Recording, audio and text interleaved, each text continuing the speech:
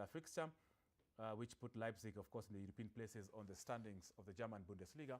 I want us to just quickly cross over to one of our international football journalists who is coming to us one-on-one from London. He's called Charlie Rowing. Yes, Charlie Rowing.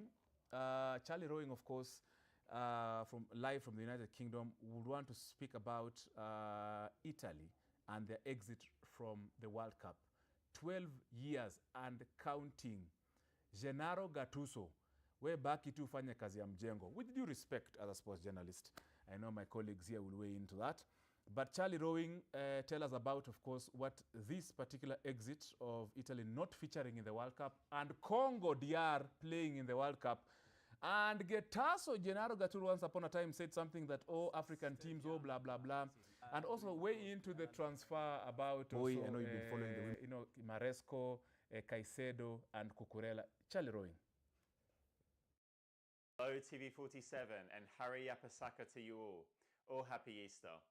I'm Charlie Rowing, European football reporter in the UK, ready to crack open the World Cup with you today.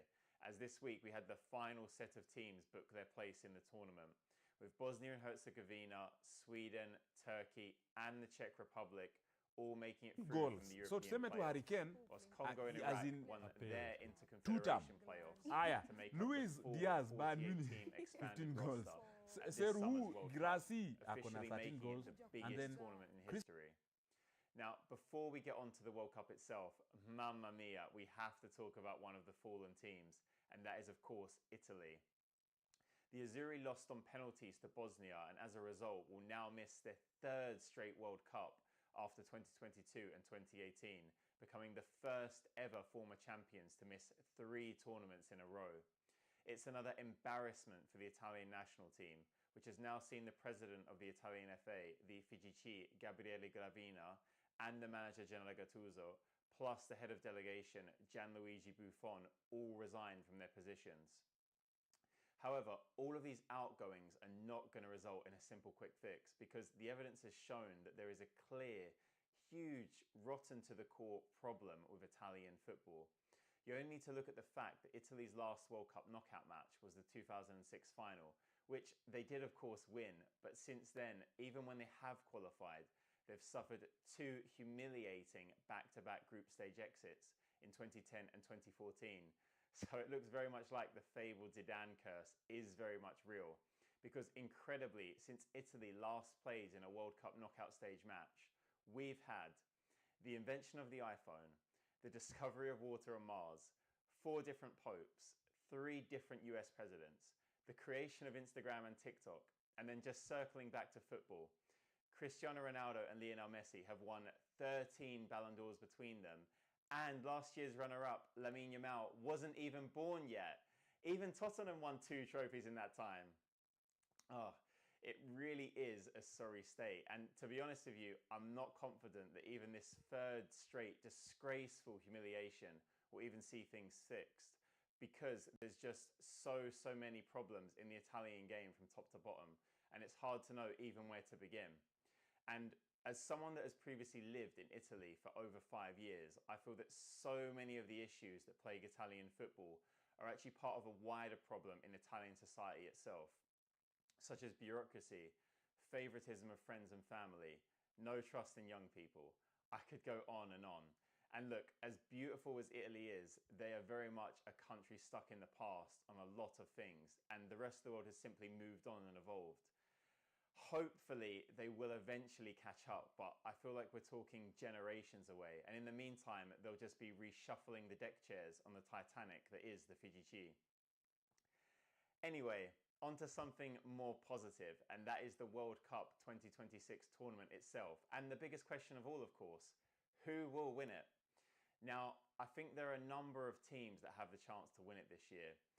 But if I had to give you my top 4, I would say Brazil, Argentina, Spain, and France, with my outsiders being Portugal. Now look, the footballing romantic in me would love to see Cristiano Ronaldo win a World Cup in his last ever tournament. And I don't care what anyone says, 41 or not, he is still phenomenal.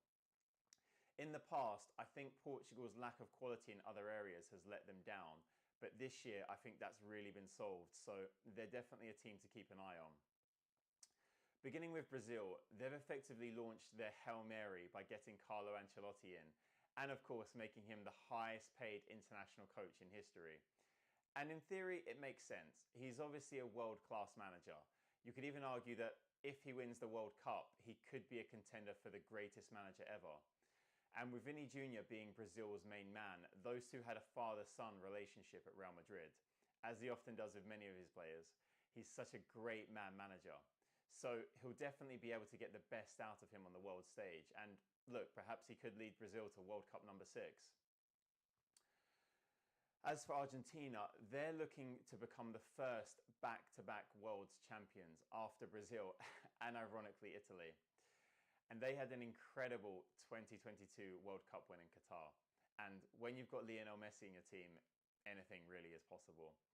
Despite his advancing years, he's going to have so much quality around him, and they've got every chance of making history. On to the European sides, and starting with Spain, the Euro winners last year, and talking about quality. They've got it in abundance with a strong Barcelona core, and that, of course, includes Lamine Yamal. And this tournament really could be where he comes of age. Still only 18 years old, he could in fact become the third youngest World Cup winner behind Pelé and Ronaldo, and you wouldn't back against it.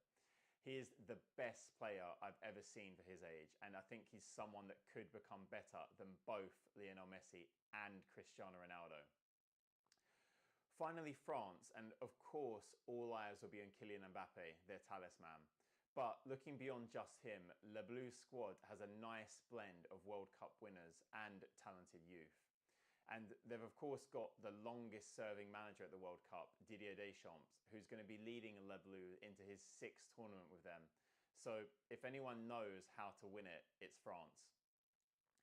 Personally speaking, I think right now my pick is Brazil, but look, there's a lot can change even between now and a ball is kicked at the tournament. So let's see. Anyway, it's great to join you once more on TV47 today from the UK, and hopefully nitakuja Kenya karibuni.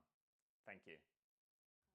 Kuja Kenya hivi karibuni. Wewe Charlie Rowing, umeanza kuongea Kiswahili mingi, wewe kuja tu.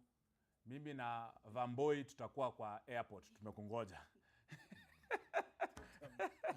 Tampeleka kibichi na Ronga. Sisi na Vamboi na Barnabe na Dennis tutakuwa airport. So Charlie Rowing unaongea Kiswahili mingi sana. Tunakushuku sana, tayari unaweza kuwa umepata mtu huku na tuenjoy tu hapo naongea peke yako. But of course don't worry, Charlie Rowing. Mtura atakupatia mtura kwa giza.